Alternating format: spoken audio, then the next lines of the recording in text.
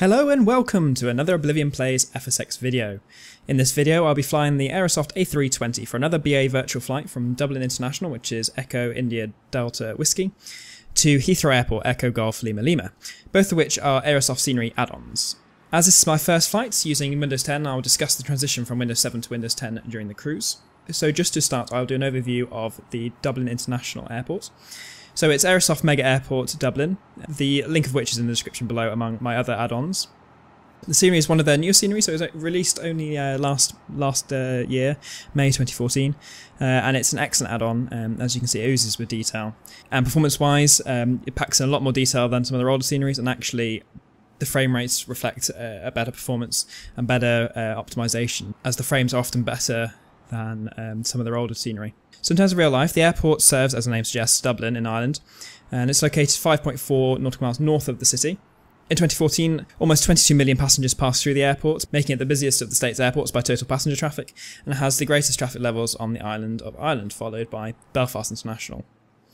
The airport has an extensive short and medium haul network served by a number of carriers, including some intercontinental routes focused in the Middle East and North America. It serves as the headquarters of Ireland's flag carrier Aer Lingus, Ireland's regional airline Stobart Air, and of course Europe's largest low-cost carrier Ryanair, amongst many other airlines.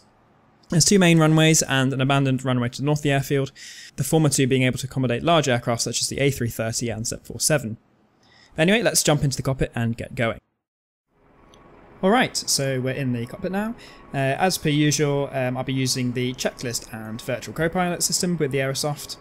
We've got the passengers deboarded and the remnants of the baggage is just being taken off now as well. So what I'll do is just tell GSX to, once it's finished the deboarding, I'll get the catering on board, and then once the catering is finished, we can request the boarding as well. But in the meantime, let's get the batteries turned on, and we can hit the first checklist, which is the cockpit preparation checklist. Cockpit preparation checklist. Batteries. Both on. Electrical power. External power is on. Navigation lights. Set on. Engine master. Both off. Engine mode selector. Checked normal. Landing gear lever. So that's all the displays. Checked. Parking brake. Off. Flaps. Checked position. Speed brake lever. Checked retracted. Thrust levers. Idle. Transponder mode. Checked standby. Radio control panel. Set on. ECAM recall. Checked. Anti-skid. On. Flight director. On. Emergency lights. Set. No smoking signs. Set on. Anti-ice. Off. Probe window heat. Auto. Air condition. Checked. Ventilation panel. Is checked. Electric panel. Checked. Fuel pumps.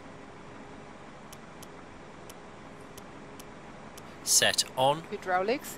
Is checked. Accu-brake pressure.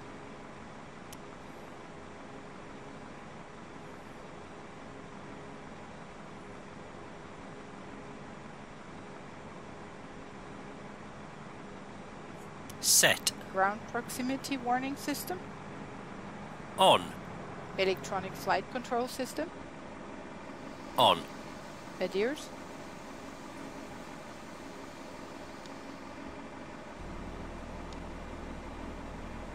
Set to nav. Emergency equipment. Is checked. Checklist complete. Alright, so that was relatively quick. So we'll first of all we need to set up our MCDU1, but in the meantime GSX is saying that the catering vehicles arrived, so we'll just open up the starboard doors. And as you can see, the catering services are loading on our food and drinks for the short flight over to London.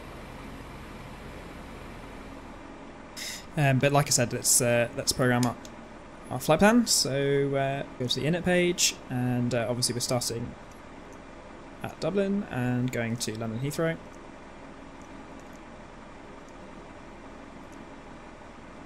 And our alternate today is London Luton, which is EGGW Echo Golf Whiskey. line the IRSs. The cruise flight level is 330. And the cost index, I believe, is 20. Flight number today is Bravo Alpha Whiskey 823. And then we can move over to the flight plan page. But just before we do that, we'll just close the doors as the catering services are finished, I believe. Oops. I don't think the front one's quite finished quite yet, so we'll just close the aft. And we can now get departure clearance so we know what our departure is. So actually the catering is finished now, so we'll just close that door.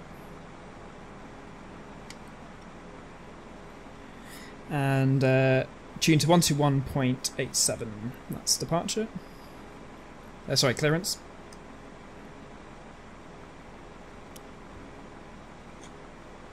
Clearance delivery, Speedbird 823. Our parking position is Terminal 1, Gate 304. Information, uniform, request clearance. BAW823, are you ready to copy? We are ready, go ahead. BAW823. 8 is correct. ATC clearance to destination airport via DEX Echo 1 Mike, runway 16. After takeoff, climb 4,000. Expect flight level 112. Transponder code is 4321. QNH 1007. Cleared via DEX Echo 1 Mike. Initial altitude is 4,000, flight level 120, then 10 minutes after departure. Transponder till 4321. Speedbird 823. BAW823. Read back correct. Contact ground control on 121.8. Roger. 121.8. Speedbird 823. Alright, so as per usual, I'll just show you the map to the left. And after Dexon, we want to go via UI 124, Uniform Yankee 124, to Ampit, Alpha Mike, Papa India, Tango. Then Uniform Lima 15 to Honolulu,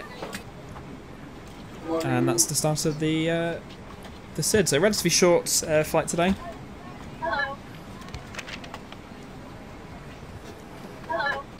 So our predicted arrival was 27 right, ILS 27 right, and then it's the BNN 4 Alpha. We'll just temporarily insert that because it's likely to change depending on the weather. But we'll just check through, remove this discontinuity, and that'll do for the moment. And then we can go back to init and move across to page 2. We need to insert our block now, so the easiest way to do this is move across to MCD U2 and go into load and fuel, and so it's 4.7.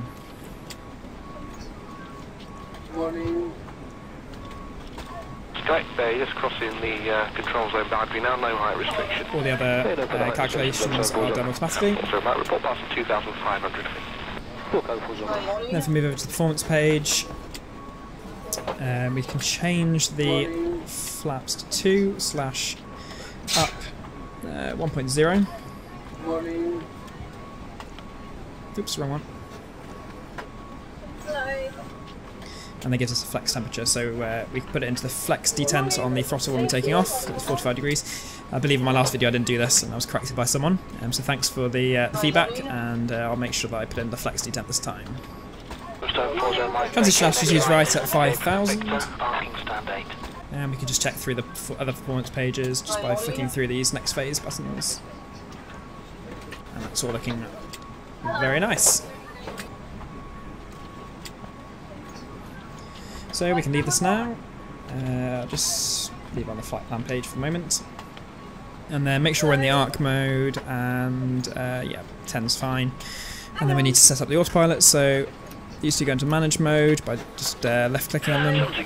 Initial altitude was 4,000.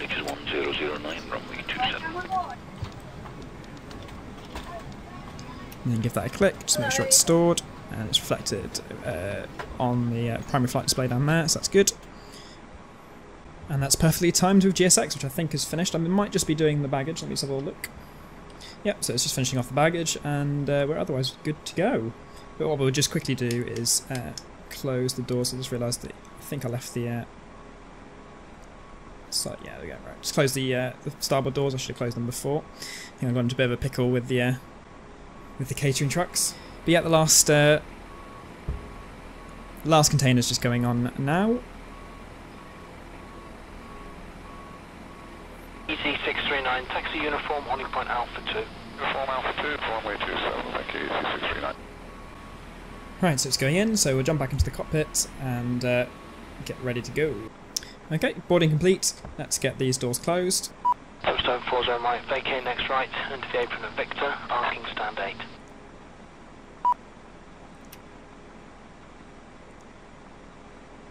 There we go. And I'll just do the before start checklist now. Captain, the cabin is secure. All passengers are aboard. Before start checklist. Windows and doors. Closed and locked. APU. Set on. APU bleed. Electric 43, vacate. So we'll just wait for the APU to come online, which is a painfully slow process. Control 1085, there's clear the runway. Whilst it's doing that, I'll just activate the British Airways ACARS. Make sure that we're tracking our flight. Right, so it's on. External power. Disconnected and off. Cabin signs. Set on. Thrust levers. Idle. Parking brake. Set on. Bearer reference.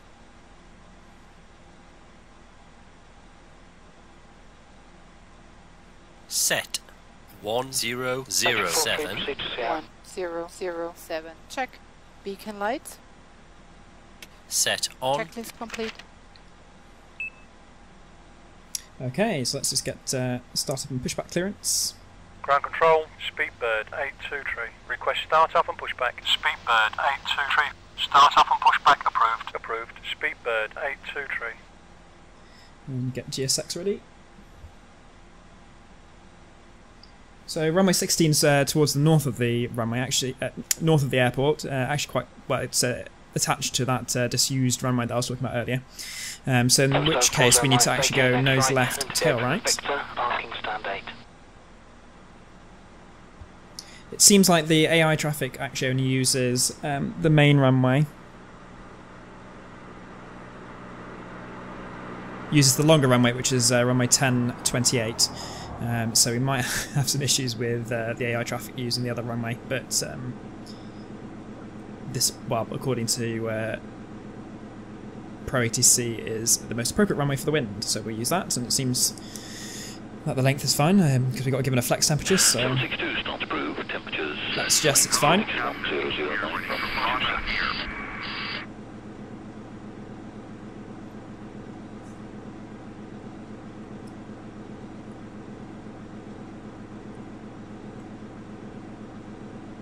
There's one of those large A330s that I was talking about.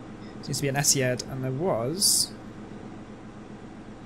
an Emirates just behind, but well, actually it could be that one there. Let's have a look. Yeah, there it is. Right, well there we go. We can release the parking brakes and get going.